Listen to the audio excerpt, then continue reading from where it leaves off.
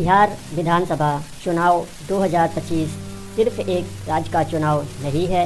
ये केंद्र सरकार की स्थिरता और देश की राजनीति और 2029 के लोकसभा चुनाव की दिशा तय करेगा। अगर बिहार में बीजेपी जीती तो केंद्र मजबूत होगा, लेकिन अगर इंडिया गठबंधन ने बाजी मारी तो केंद्र सरकार भी गिर सकती है। पूरा सच जानने के लिए वीडियो को अंत तक जरूर देखें। बिहार विधानसभा चुनाव का क्या महत्व है, आइए हम लोग जानते हैं। बिहार की राजनीति हमेशा से राष्ट्रीय राजनीति को प्रभावित करती रही है। 2025 का यह चुनाव लोकसभा 2029 से पहले का सबसे बड़ा चुनाव है।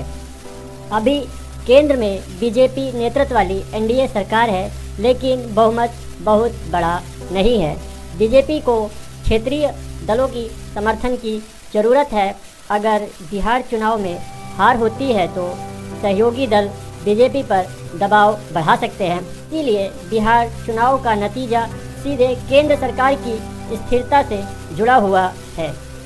अगर बिहार में बीजेपी की सरकार बनती है तो क्या होता है, आइए विश्लेषण करते हैं। केंद्र सरकार पे इसका सबसे पहला असर पड़ेगा। दूसरा, राजनीतिक क्या माहौल होगा, तो इसके बारे में चर्चा कर लेते हैं। बिहार में जीत का मतलब होगा कि बीजेपी की राष्ट्रीय पकड़ मजबूत हो जाएगी और एनडीए के सहयोगी दलों को भी यह संदेश जाएगा कि बीजेपी अभी भी मजबूत है, जिससे वे एनडीए के साथ जुड़े रहेंगे। इससे केंद्र सरकार मजबूत और स्थिर होगी। लोकसभा चुनाव 2029 के लिए बीजेपी को बूस्ट मिलेगा। प्रधानमंत्री मोदी और अमित शाह के नेतृत्व और क्षमता पर भरोसा बढ़ेगा। विपक्ष दलों के लिए मनोबल टूट जाएगा और इंडिया गठबंधन में दरारें गहरी हो जाएंगी। अगर बिहार में इंडिया गठबंधन की सरकार बनती है तो उससे क्या होगा, आइए शॉर्ट में इसका विश्लेषण कर लेते हैं। अगर आरजेडी, कांग्रेस और अन्य दलों का इंडिया गठबंधन बिहार में जीतता है तो बीजेपी के लिए बहुत बड़ा झटका होगा। केंद्र सरकार को सीधा खतरा पहुंचेगा, क्योंकि केंद्र सरकार गिर सकती है और विपक्ष का मनोबल भी बढ़ेगा। केंद्र की सरकार पे संकट मंडराने लगेगा, जो कि कभी भी गिर सकती है। अगर एनडीए सरकार का बहुमत बहुत ही आरामदायक नहीं है, क्योंकि उनकी जो सीटें हैं वो बहुत सीमित हैं। अगर बिहार में हार होती है तो कई सहयोगी दल जेडीयू, टीडीपी और छोटे एनडीए पार्टनर बीजेपी से दूरी बना सकते हैं। ये दल इंडिया गठबंधन के साथ जुड़ने पर विचार कर सकते हैं। इससे केंद्र सरकार पर अविश्वास प्रस्ताव भी लाया जा सकता है। अगर कुछ सहयोगी दल एनडीए छोड़ दे तो केंद्र सरकार गिर सकती है। इंडिया गठबंधन की जीत से विपक्ष का मनोबल बहुत ही ऊंचा हो जाएगा। यह संदेश जाएगा कि बीजेपी को अब आसानी से हराया जा सकता है। इससे महाराष्ट्र, उत्तर प्रदेश, मध्य प्रदेश जैसे बड़े राज्यों में बीजेपी को कड़ी चुनौती मिलेगी। लोकसभा चुनाव 2029 में इंडिया गठबंधन का जनाधार मजबूत होगा। बिहार में हार होने पर बीजेपी के अंदर भी नेतृत्व को लेकर सवाल उठ सकते हैं। विपक्ष बीजेपी पर दबाव बनाएगा कि प्रधानमंत्री इस्तीफा दे या फिर बीजेपी नए चेहरे को आगे लाए। इससे केंद्र सरकार अस्थिर हो सकती है और समय से पहले लोकसभा चुनाव कराने की नौबत आ सकती है। इंडिया गठबंधन की जीत पर केंद्र सरकार क्यों गिर सकती है, आइए इसके बारे में भी शॉर्ट में विश्लेषण कर लेते हैं। क्योंकि बहुत ही कम बहुमत से इनकी सरकार बनी हुई है, जो कि एनडीए के पास लोकसभा में अभी बहुत ज़्यादा बहुमत नहीं है। अगर 20 से 30 सांसद भी एनडीए से टूटते हैं तो सरकार गिर जाएगी और सहयोगी दलों में नाराज़गी होगी। बिहार में बीजेपी की हार का मतलब होगा सहयोगी दलों को लगेगा बीजेपी कमज़ोर हो रही है। जेडीयू, टीडीपी या अन्य क्षेत्रीय दल इंडिया गठबंधन में शामिल हो सकते हैं। इससे विपक्ष की ताकत बढ़ जाएगी और बिहार जैसे बड़े राज्य में जीतने से इंडिया गठबंधन को केंद्र में भी अविश्वास प्रस्ताव लाने की ताकत मिलेगी। अगर एनडीए दल विपक्ष के साथ वोट देते हैं तो केंद्र सरकार गिर जाएगी। बीजेपी की जीत केंद्र सरकार अगले 4 साल सुरक्षित लोकसभा 2029 को मजबूत दावेदारी देगी। इंडिया गठबंधन की जीत से एनडीए सरकार अस्थिर हो सकती है। विपक्ष जल्दी ही अविश्वास प्रस्ताव ला सकता है। 2026 या 27 से पहले लोकसभा के चुनाव हो सकते हैं। आगे हम आपको कुछ तथ्यों के साथ बताएंगे। अगर बिहार में बीजेपी या इंडिया गठबंधन की सरकार आती है तो जनता को क्या फ़ायदे हो सकते हैं और उनकी क्या घोषणाएं हैं, क्या क्या हैं। ध्यान दें, ये सिर्फ वादे हैं। लागू करना और इनको पूरा करना ये अलग बात है। बीजेपी की कुछ घोषणाएं हैं जो हम आपको 1 बाय 1 बताते हैं, फिर आप खुद ही अपना डिसीजन कर लीजिए। बीजेपी के घोषणा पत्र में है मुफ्त कोविड-19 के टीकाकरण। बीजेपी कहती है कि जैसे कि संक्रमण वैक्सीन वैज्ञानिक तरीके से बड़े स्तर पर बन सकेगा और बिहार के हर व्यक्ति को मुफ्त टीका मिलेगा, सुरक्षा स्वास्थ्य बढ़ेगी, गरीबों को आर्थिक बोझ नहीं होगा, महामारी जैसी स्थिति में सुरक्षित महसूस करेंगे। 19 लाख नौकरियां देने का भी वादा बीजेपी ने अपने घोषणा पत्र पे किया है। साथ ही उन्होंने पलायन को कम करने की भी बात कही है। स्वास्थ्य क्षेत्र में रोजगार देने की बात कही है, जैसे कि डॉक्टर, पैरामेडिकल आदि में आपको 1 लाख स्वास्थ्य विभाग में नौकरी दी जाएगी। शिक्षा क्षेत्र में इन्होंने वादा किया है कि 3 लाख नए अध्यापकों की भर्ती की ये योजना लेके आएंगे। स्वास्थ्य सेवाएं बेहतर करने की इन्होंने बात कही है कि सरकारी अस्पतालों में स्टाफ की कमी है, उसको हम पूरा करेंगे और चिकित्सक सुविधा हम बेहतरी करने की दिशा में काम करेंगे। आईटी हब का विकास करने की बात इन्होंने बिहार के लिए की है। बिहार को एक अलग पीढ़ी का आईटी हब बनाने का वादा है, जिससे सूचना प्रौद्योगिकी के क्षेत्र में नौकरियों की संभावनाएं बढ़ेंगी और युवाओं को अवसर मिलेंगे, राज्यों में निवेश बढ़ेगा और डिजिटल एजुकेशन बढ़ेगी। किसान सहयोग संस्थाओं का उद्योग की बात इन्होंने की है। वे 1000 नए फार्मर प्रोड्यूसर ऑर्गेनाइजेशन बनाए जाएंगे। कृषि उपज की आपूर्ति और श्रृंखला मजबूत होगी, जिसमें से दूध का जो उद्योग है उसको बढ़ावा मिलेगा। साथ ही साथ जो इंडिया गठबंधन है उन्होंने भी अपने घोषणाओं में कुछ वादे किए हैं, जिसका गठबंधन आरजेडी के साथ है अभी। तो अब बात कर लेते हैं इनकी घोषणाओं के बारे में।